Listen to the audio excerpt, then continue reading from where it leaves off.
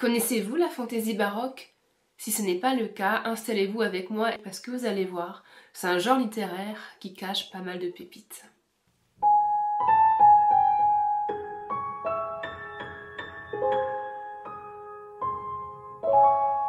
Bon, pour l'occasion, j'ai essayé de faire une coiffure un petit peu rococo baroque. Je sais pas ce que ça donne, ne me jugez pas, hein. J'ai ma petite tasse rococo. C'est presque du baroque, c'est un peu plus tardif, mais bon, voilà, on fait ce qu'on peut avec les moyens du bord. Il fait beau, c'est dimanche, j'ai ouvert la fenêtre pour entendre les petits oiseaux chanter. J'espère qu'il n'y aura pas trop de bruit du dehors qui viendront perturber la vidéo. Et sur ce, on commence. J'avais envie de vous parler d'un genre spécifique de la littérature de l'imaginaire, un genre que j'adore et que curieusement, je l'avais identifié que récemment. Parce que en faisant le point un peu sur mes coups de cœur de ces dernières années en imaginaire, je me suis aperçue que certains coups de cœur, je pouvais les regrouper avec des caractéristiques qui se ressemblent. Une catégorie, un genre donc, qui n'a pas de nom officiel, du moins pas à ma connaissance.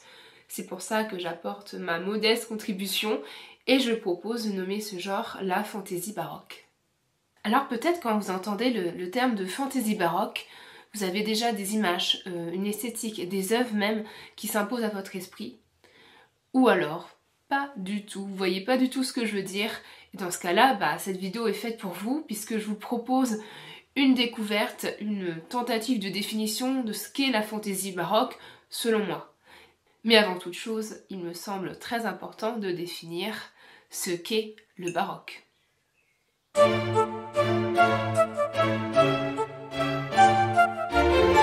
Alors si jamais vous me voyez regarder un petit peu sur le côté, c'est normal, je vais regarder un peu mes notes, soyez indulgents s'il vous plaît, parce que j'ai beau être prof, je suis prof en collège et pas à l'université, et je suis pas spécialiste de la littérature du 16e et 17e siècle, donc je vais pas pouvoir vous improviser quelque chose, mais bon, vous allez le voir, ça va être bien quand même. Alors, c'est quoi le baroque? Ça déjà, c'est une vaste question auquel moi-même, pendant longtemps, j'ai eu du mal à y répondre. Quand on m'évoquait le terme baroque, je pensais moi à la musique baroque. Parce que quand j'étais petite, mes parents ils m'emmenaient dans plein de concerts de musique baroque. Du coup, c'est une ambiance, une sonorité qui m'a beaucoup accompagnée durant mon enfance et c'est à ça que j'associe le terme. Mais le baroque, ça concerne également d'autres arts, comme par exemple l'architecture, la peinture et bien sûr la littérature, ce qui va nous concerner aujourd'hui. Pour vous faire un résumé de ce qu'est la littérature baroque, je me suis armée de ma grosse bible sur la littérature européenne, un souvenir de mes études de lettres. Alors, pour le situer dans le temps, le mouvement baroque, il s'étend entre le XVIe siècle et le XVIIe siècle. En fait, il va naître suite aux grands bouleversements de l'Europe à cette époque. Je pense notamment aux bouleversements religieux. Il y a eu la Réforme, il y a ensuite la Contre-Réforme, les guerres de religion. Et avec la Contre-Réforme, on a notamment les Jésuites qui instaurent un style, une esthétique assez somptueuse, mais également une vision du salut de l'être humain, un salut qui repose dans la quête de la liberté. Ici, dans cette idée, on a donc une ouverture de l'esprit, l'idée que chacun est libre de suivre sa propre voie. C'est d'ailleurs à cette époque que vont naître les premières utopies, donc la recherche d'idéaux dans notre société. Outre les guerres de religion, on est aussi à l'époque des grandes découvertes. Grandes découvertes, donc les découvertes de nouveaux mondes, mais également des découvertes scientifiques. C'est donc un mouvement qui va aller à la recherche de nouvelles choses, qui va tenter de nouvelles formes en opposition avec le classicisme. Alors, de base, le terme baroque, barocco, qui vient de l'Italie, ça désignait à cette époque-là l'architecture qui venait d'Italie.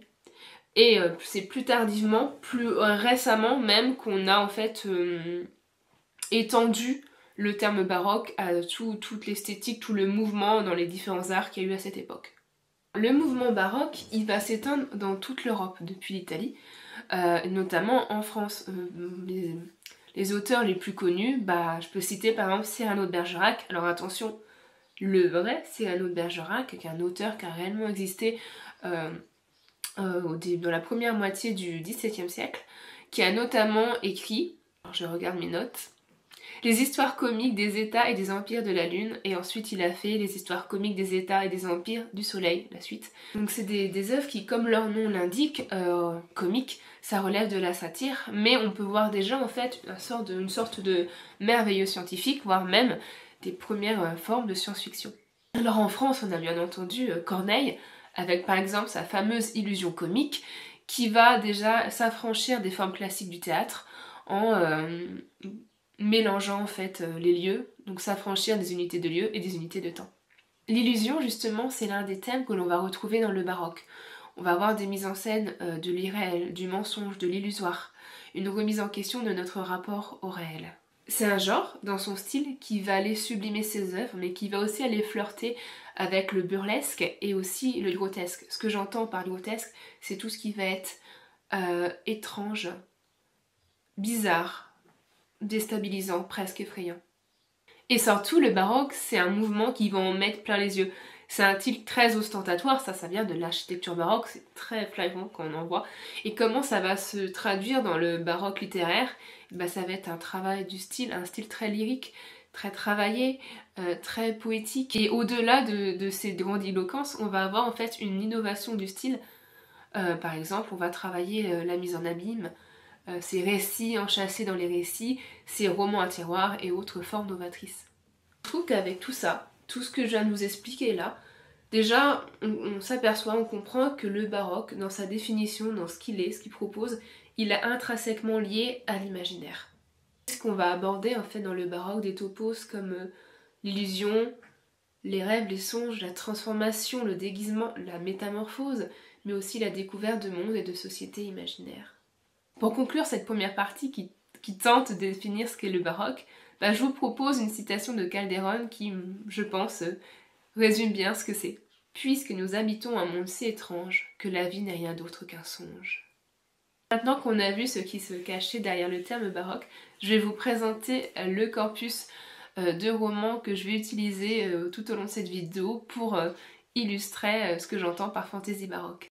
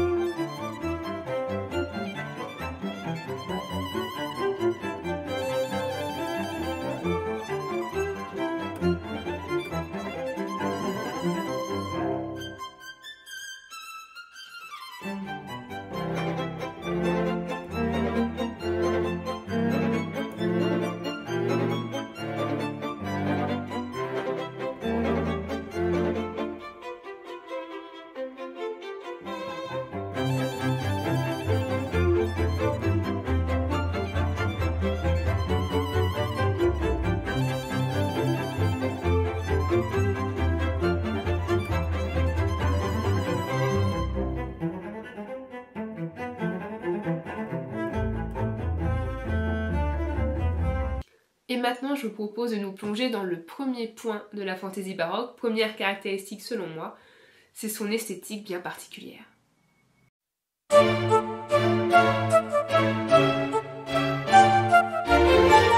J'ai essayé de me faire des anglaises, des boucles à l'anglaise, mais je suis pas convaincue du résultat. En même temps, sans faire à boucler, c'est assez difficile.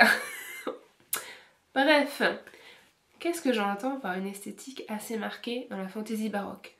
Alors, d'après toutes les explications que je vous ai fait dans la partie précédente, et avec toutes les références que déjà littéraires, picturales que vous avez déjà, je pense que vous voyez ce que je veux dire, quelle esthétique visuelle va ressortir en fait du baroque. Et automatiquement, là on va être sur des récits qui dans leur univers, dans les tenues des personnages, dans l'esthétique de l'univers qui va être créé, vont refléter ce genre de choses. Mais surtout, ça va être des esthétiques très marquées. Je pense notamment dans Le Chien Noir de Lucie Barat, où le travail de l'esthétique qu'il y a dans le roman est vraiment une des choses qui m'a le plus marquée. Parce que dans le roman, par définition, on n'a pas d'image qui va nous être imposée. En fait, c'est par le pouvoir des mots que l'auteur ou l'autrice va nous évoquer des idées, des scènes, en fait, des tableaux. Et là, l'esthétique qu'il y a dans dans ce court roman, qui est un roman qui relève du gothique, le gothique pouvant être qualifié en fait d'un héritage du baroque, une sorte de baroque noir, il y a tellement de scènes tellement puissantes dans ce château où va être enfermée donc Eugénie qui est l'héroïne, c'est une réécriture de Barbe Bleue, j'aurais peut-être dû commencer par là. Une esthétique qui est reflétée en fait dans le choix de la couverture, cette esthétique entre le blanc et le noir, qui va être vraiment les deux couleurs principales de ce récit. Donc on est vraiment dans un château, tout de pierre noire, tout est noir dedans. C'est un monde presque de gravure à la Gustave Doré, un monde en noir et blanc, et quand va s'ajouter une troisième couleur, ça va être le rouge, la couleur du sang.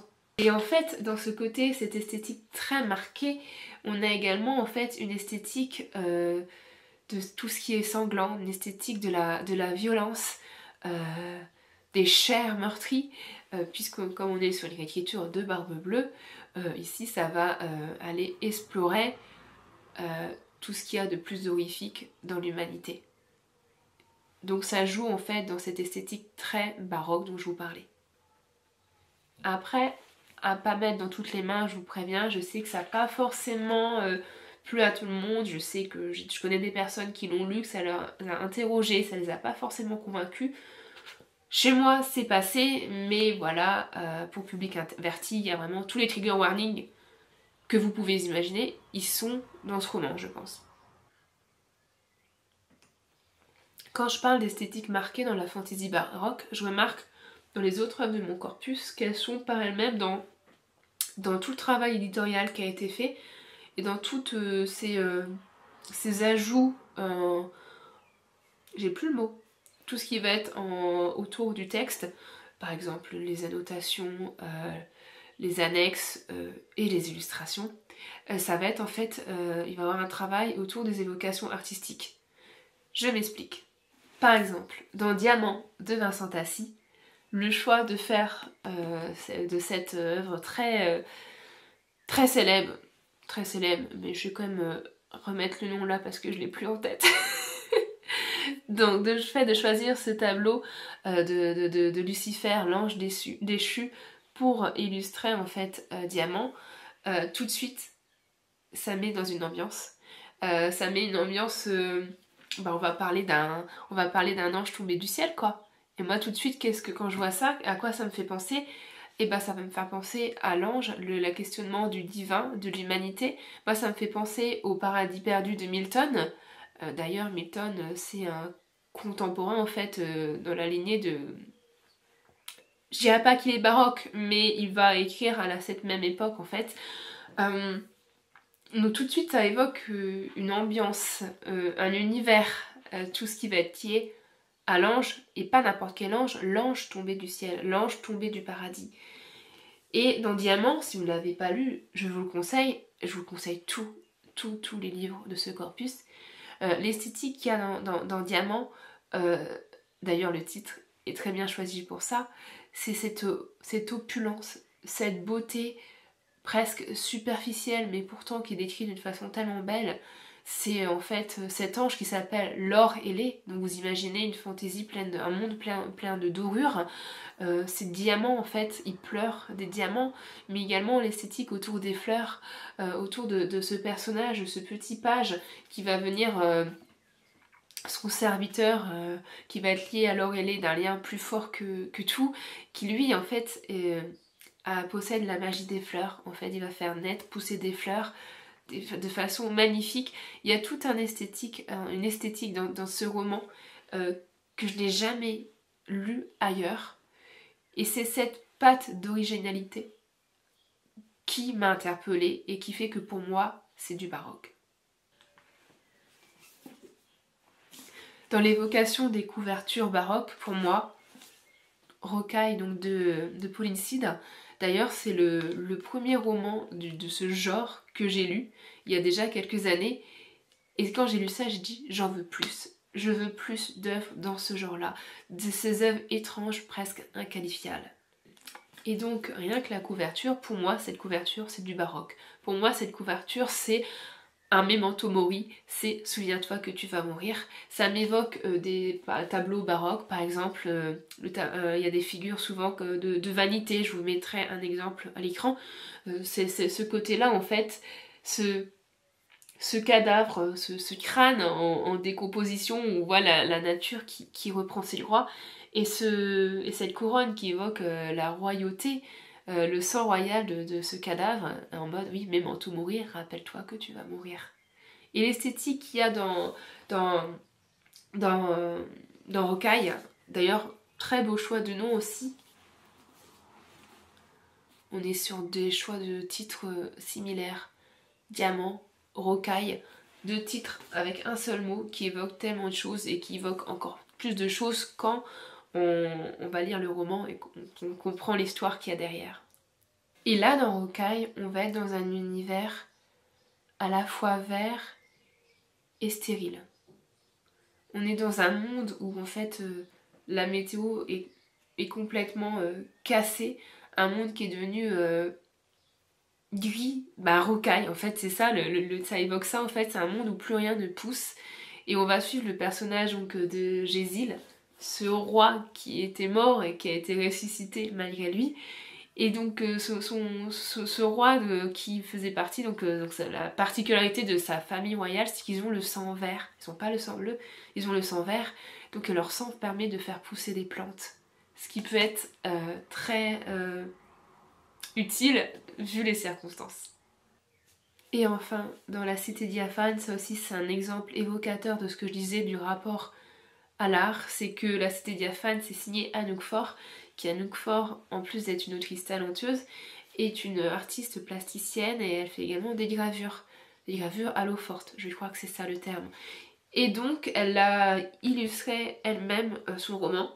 Alors la couverture déjà est magnifique, la cité diaphane, la cité de Roche Étoile qui est de cette couleur blanche, donc ça évoque aussi des choses que j'ai jamais vues ailleurs, c'est si particulier comme esthétique. On est dans un monde à la Dark Soul, si vous connaissez un peu l'univers de ce jeu vidéo, ça vous donne une esthétique assez étrange, gothique, macabre mais sublime. Et en fait, elle a fait des illustrations de la cité diaphane, je vais vous les montrer à l'écran.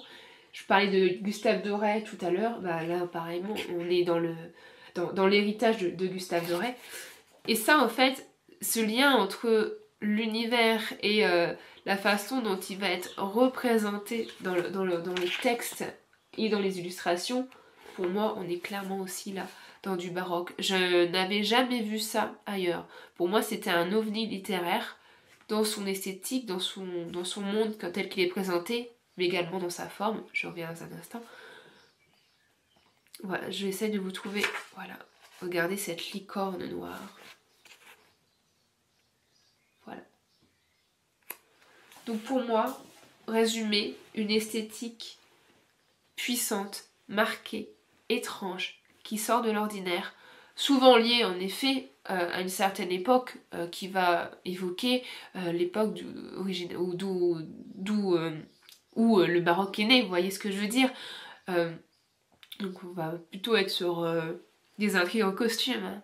Mais pour moi c'est ça, premier critère, vraiment une esthétique, un tableau en fait, un tableau écrit qui n'est pas peint de la peinture, mais un tableau qui est écrit avec des mots, où vraiment quand tu lis certaines scènes, tu es dans une ambiance que tu n'as nulle part ailleurs. Une ambiance, ça t'évoque des sensations, un mélange de sensations qui sont tellement étranges, peut-être contradictoires, mais une fois mises ensemble, semblent une évidence. Pour moi, c'est ça la force de la fantaisie baroque.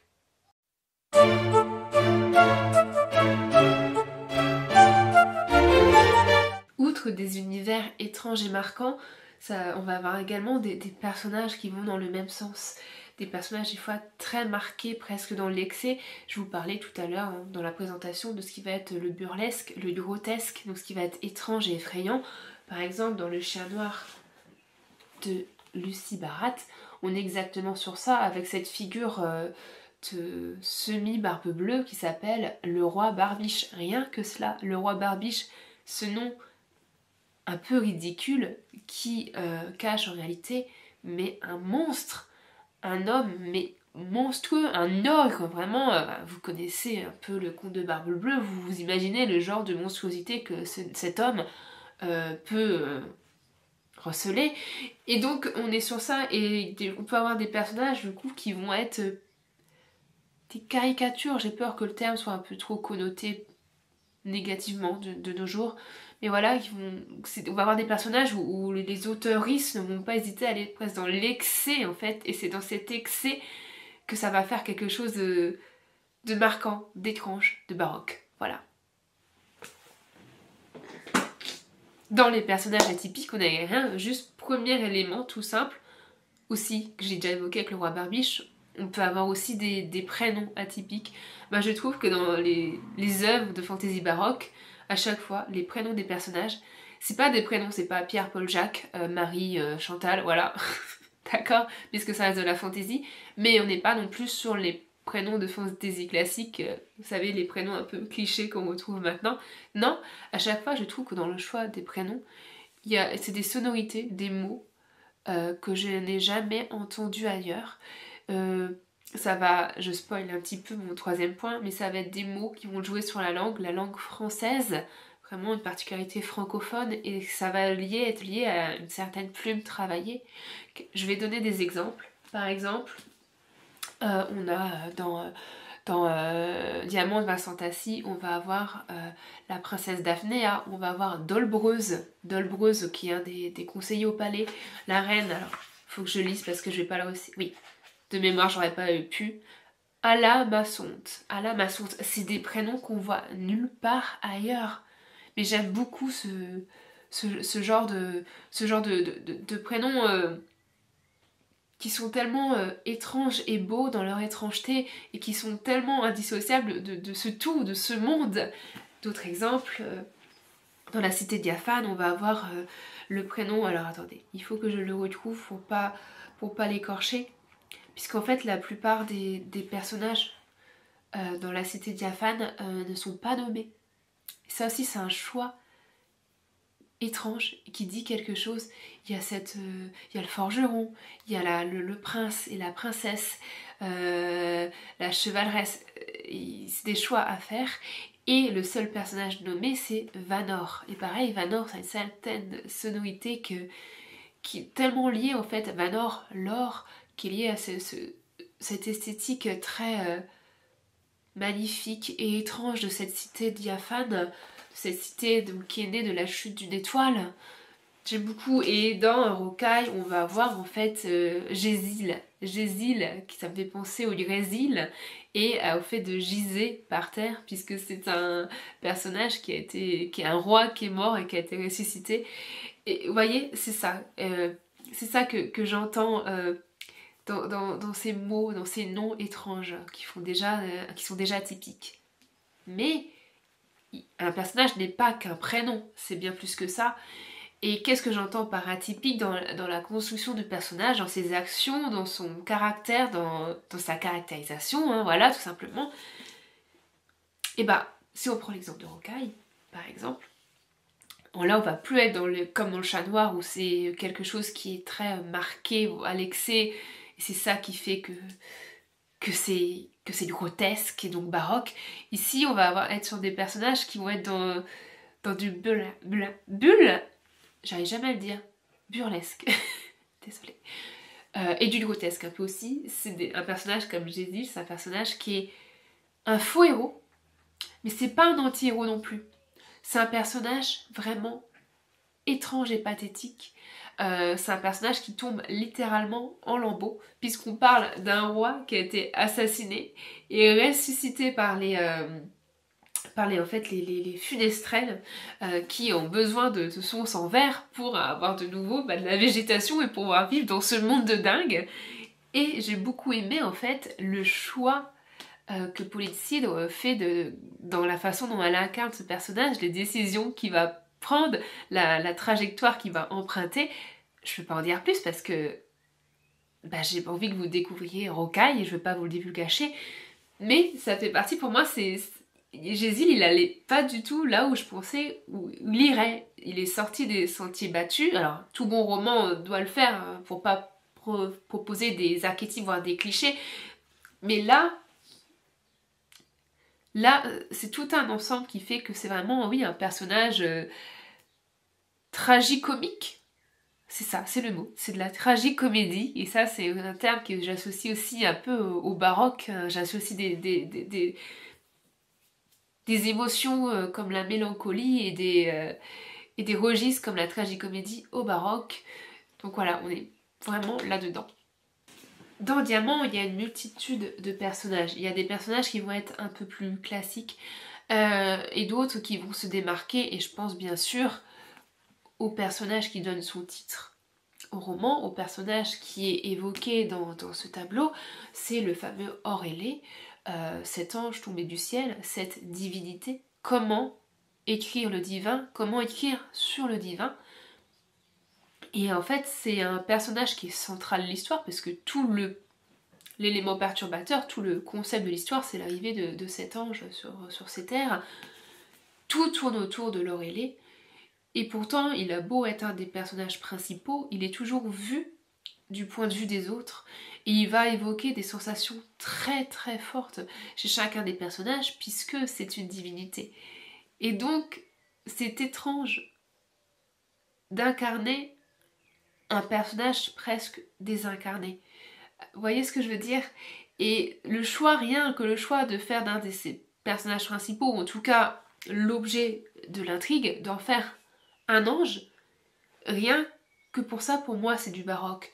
Parce que ça interroge sur la divinité, ça interroge sur la mortalité, ça interroge sur nos choix, notre destinée, qu'est-ce qui est réel, quel est le but de notre vie. Mais ça, c'est pour moi, c'est quelque chose qu'on retrouve pas forcément dans d'autres œuvres de fantasy. Là, vous comprenez bien qu'on est ailleurs que les classiques schémas narratifs de la quête du héros, de la quête du récit initiatique, du récit d'émancipation. On est encore sur autre chose là. Et c'est ça que j'entends par personnage atypique et également destiné arc narratif atypique. Et enfin, je suis obligée de vous reparler de Vanor. C'est pas pour rien que Vanor, ça soit l'un des seuls personnages nommés de la Cité diaphane. Et Vanor, je peux pas trop en dire encore une fois, parce que pareil, il faut vivre, il faut expérimenter ce roman, il est fait pour ça. Vanor, c'est un personnage, comme j'en ai vu peu, c'est un personnage qui m'a fait passer par toutes les émotions. C'est un personnage que j'ai détesté, que j'ai adoré, qui m'a touché, qui m'a révolté. C'est un personnage qui est, j'avais envie de dire double, il est même plus que double, il est multiple, il a de multiples facettes, il est tout le temps en train de renaître, de se réinventer devant nous, et pourtant il forme un tout tellement cohérent. Donc ça, c'est chapeau pour l'autrice d'avoir réussi ce tour de force. Parce que... Il y a un petit oiseau à ma fenêtre. Pardon. Parce que, en fait, c'est un ovni. C'est un ovni littéraire, presque. Je suis peut-être dans l'excès, hein, désolée, mais c'est ce que j'ai ressenti. Et c'est le genre de personnage dont l'étrangeté, dont la singularité fait toute la force du roman. Et en fait, c'est lié au point, en fait, les 3 points que je vous donne. L'univers, l'ambiance, l'esthétique marquée, les personnages atypiques, ça va être lié aussi avec le 3e point qui va être la plume et la narration travaillée. Tout ça, ça forme un tout.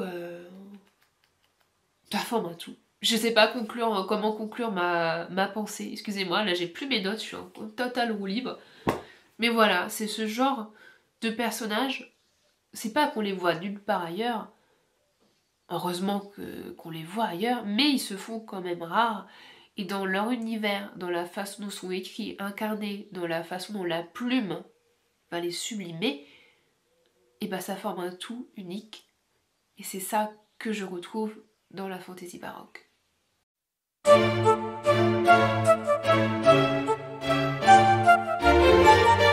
Autre point important, ça va être le dernier, autre point important de la fantaisie baroque pour moi, c'est le travail de la plume. En fait, je l'ai déjà évoqué quand j'ai présenté la fantaisie baroque tout au début, il y a un travail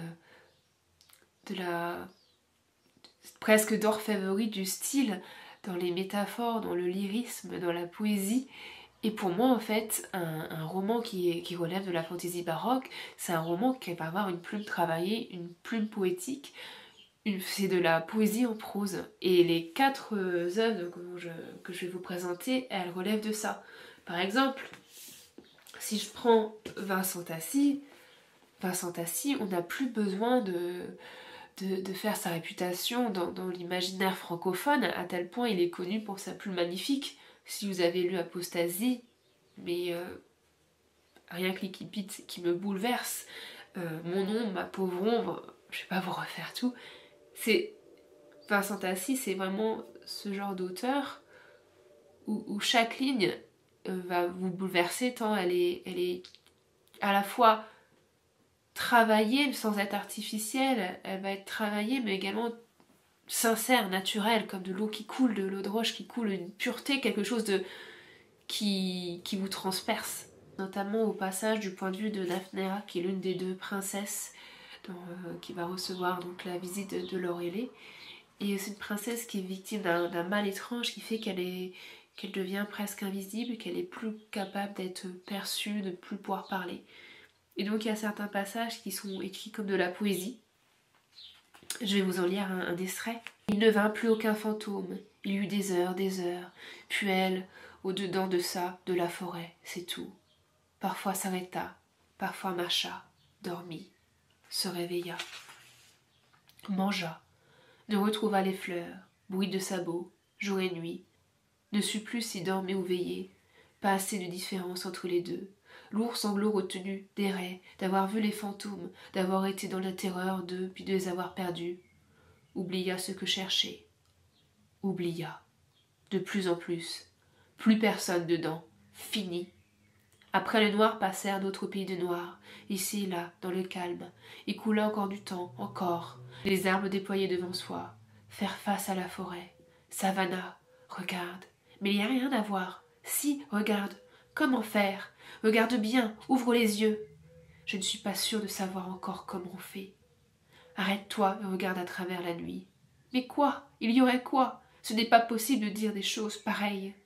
Arrête-toi, retourne-toi. Tu es passé devant sans même les voir. Cette forme poétique, on va la retrouver aussi dans le Chien noir de Lucie Barrate, d'une autre façon, plus d'une façon comme un refrain qui revient, un refrain qu'on emprunte au conte de fées, ce fameux Il était une fois. Au début de chaque chapitre, ça commence par Il était une fois. Par exemple, le chapitre 1. Il était une fois plus vieille, une fois plus sombre, dans un pays forcément très loin d'ici, un roi si cruel qu'on le croyait descendant d'un ogre. Il avait épousé une femme belle et froide comme la nuit, qui lui avait donné une fille belle et gaie comme le jour. Puis la reine mourut, succombant, paraît-il, aux méchancetés de son mari.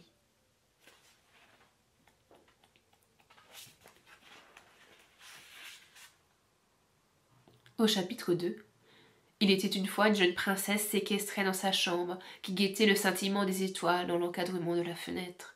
Une jeune princesse résignée, qui échafaudait des stratagèmes d'évasion depuis la plus haute tour du château, sans vraiment y croire. Une jeune princesse découragée, qui comptait les jours qui la séparaient d'une délivrance, quelle qu'elle soit. Dans Rocaille de Pauline Cide, ça va se retrouver dans cette chanson qui désigne les jours de la semaine, la septaine.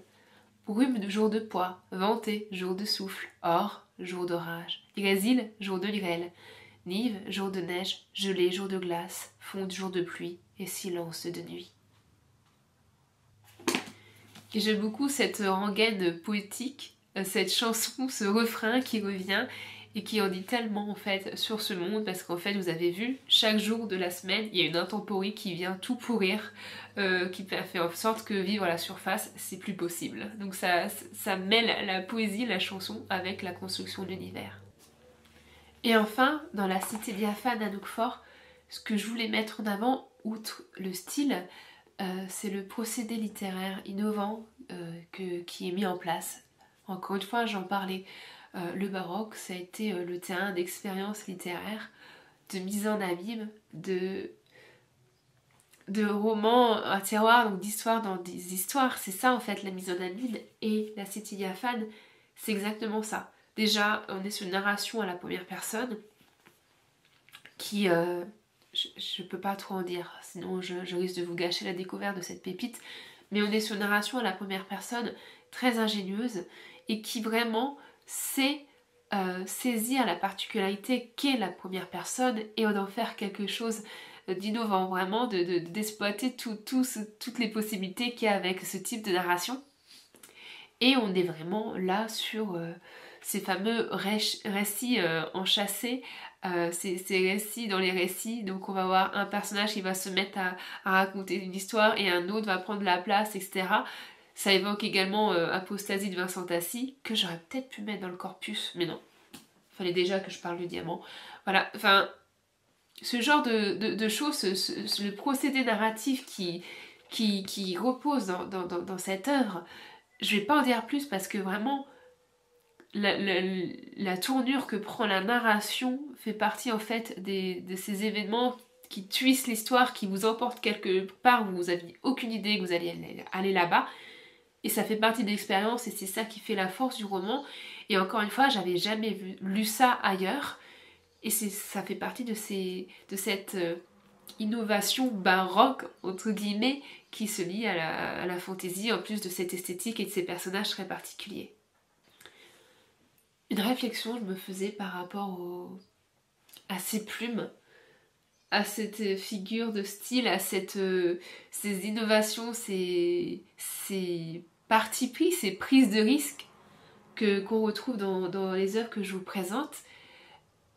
Plus généralement, même au-delà de la fantaisie baroque, je trouve que c'est quelque chose qu'on a dans les plumes francophones plus particulièrement. Parce que oui, quand j'ai voulu composer mon corpus, je me suis aperçue que les 4 romans que je vous présente, ce sont des plumes francophones.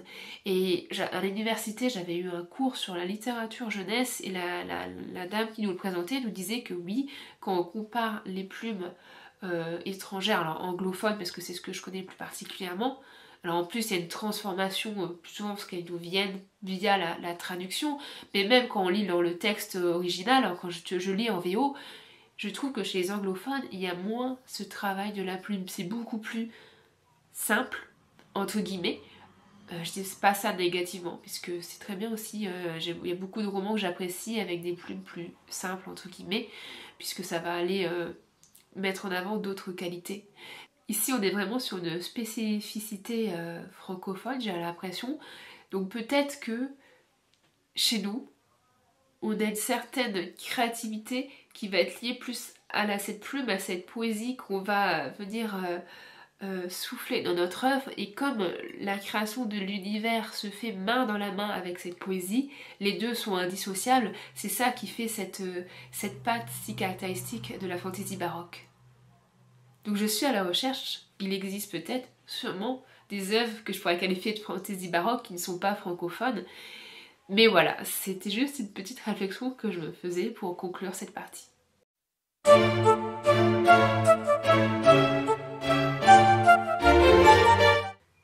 Comme c'est un genre que j'adore, j'ai envie d'en découvrir d'autres et je suis actuellement à la recherche d'autres œuvres qui pourraient être qualifiées de fantaisie baroque.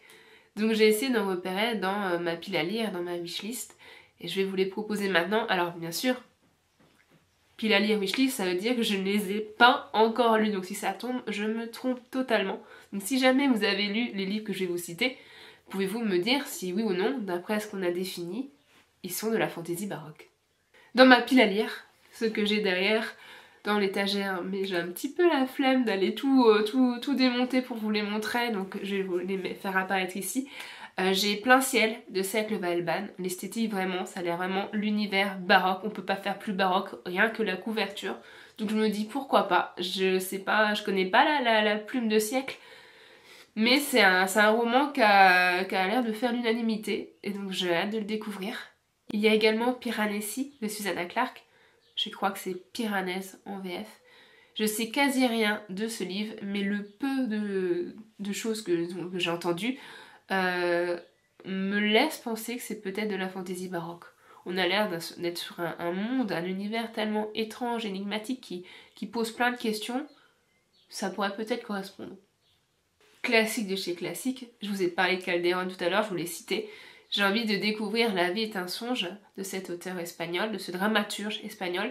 C'est grâce à mon amie Perceline de la chaîne Barocco Podcast. Alors, s'il y a quelqu'un qui est spécialiste en baroque, c'est sûrement elle, rien que le nom de la chaîne.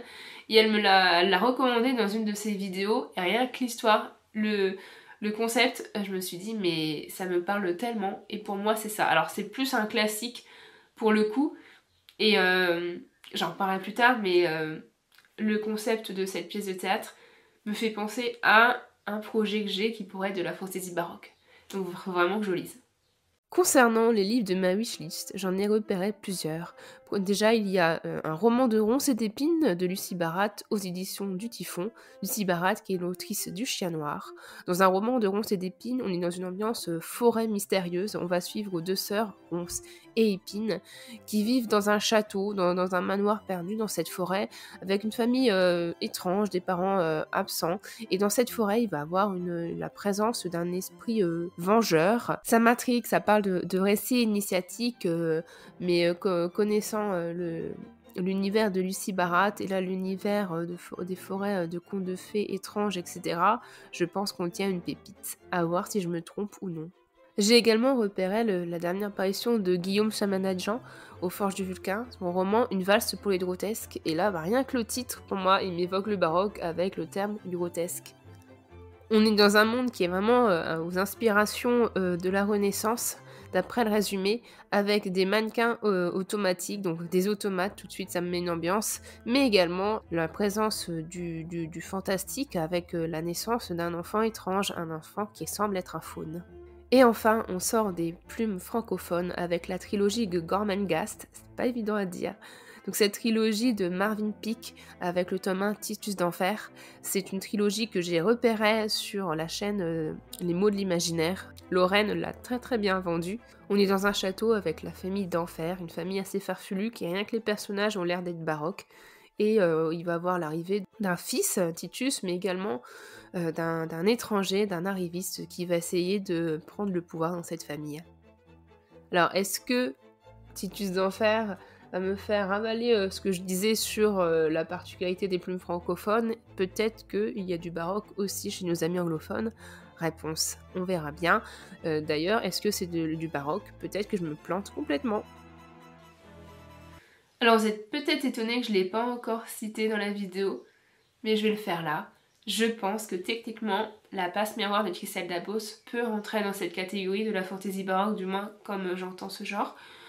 Je vous avoue que je ne l'ai pas cité parce que je pense qu'on a plus besoin d'en parler, d'en faire de la pub.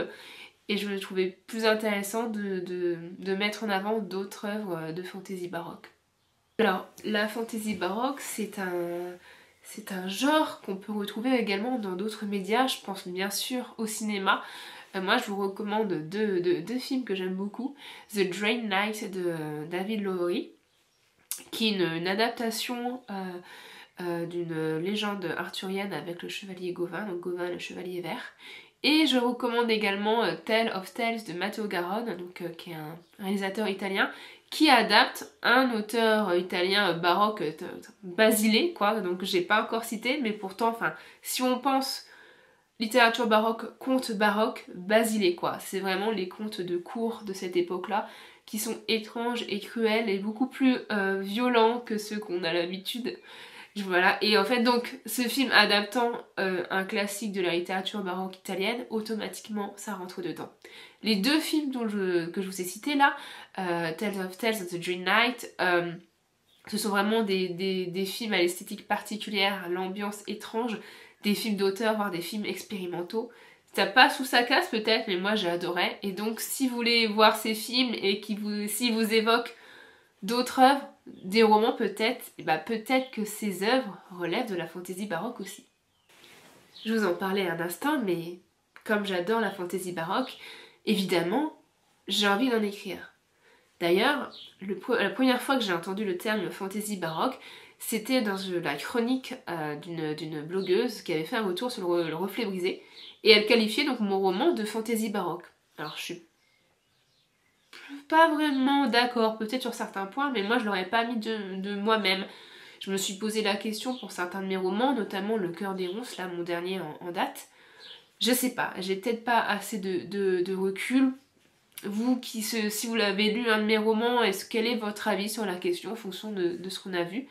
Je ne sais pas. Mais en tout cas, maintenant que j'ai conscientisé le terme, c'est quoi la fantaisie baroque d'après ce que je vous ai présenté, et bah évidemment, j'ai envie maintenant d'explorer moi-même cette piste, d'aller vraiment au bout, d'explorer ce côté étrange, cette esthétique, cette poésie. Et donc j'ai 3 projets actuellement, enfin actuellement, c'est des ébauches de projets encore, je suis pas en train de les écrire, calmez-vous, mais des idées en fait, des futurs manuscrits, des futurs premiers jets qui arriveront bientôt j'espère. Donc trois idées qui rentreraient dans la fantaisie baroque. J'ai le projet Trahison, qui interroge en fait sur la destinée, le bien et le mal et plein d'autres choses. Le projet Myosotis qui est là et c'est mon œuvre peut-être la plus étrange et poétique, puisque tout repose sur un poème en fait qui va fasciner les personnages et qui va être l'objet de leur quête, et chaque personnage va avoir une interprétation différente de ce poème qui est un poème tellement étrange et magique presque, qui transcende tout le monde. J'en dis pas plus parce que j'ai pas de plan, rien, c'est juste un concept, une idée, quelques scènes et quelques personnages, mais c'est à construire. Et enfin, il y a le projet Porcelaine. J'arrive plus à parler, on voit que c'est la fin de la vidéo. Le projet Porcelaine qui m'est venu à l'esprit la semaine dernière. Donc je peux encore rien vous dire parce que j'en sais quasi rien moi-même. Mais je sais, ça sera là-dedans. Et j'espère, je pense que par certains points, il sera novateur. Puisque comme je vous disais en début de vidéo, le baroque, c'était aussi une innovation dans certaines choses. Je vais rester modeste, hein. Je prétends pas que je vais révolutionner l'imaginaire. Hein. Voilà, on arrive au terme de cette vidéo, j'espère qu'elle vous a plu. Faire ce genre de vidéo où je présente une thématique, un genre littéraire, où j'essaie de l'analyser de mon humble, voilà, mes humbles connaissances, et justement en profiter pour recommander des lectures. Bah, c'était un concept que j'avais vraiment envie de tenter sur la chaîne. J'espère qu'il vous plaira, et si c'est le cas, il y en aura d'autres de la sorte. J'ai plein d'idées dans les petits tiroirs, vous inquiétez pas. Donc je voulais savoir, est-ce que je vous ai fait découvrir la fantaisie baroque? Est-ce que vous êtes d'accord avec ce que j'ai présenté? Connaissez-vous la fantaisie baroque? Avez-vous des œuvres à me recommander? Parce que vous avez vu, enfin, je suis en demande actuellement. Donc n'hésitez pas à me dire tout ça en commentaire, surtout si vous voulez soutenir la chaîne, n'hésitez pas à laisser un petit j'aime si la vidéo vous a plu, à vous abonner avec la cloche pour ne louper aucune de mes prochaines publications, et on se retrouve donc dimanche prochain à 10 h pour une nouvelle vidéo. Bisous!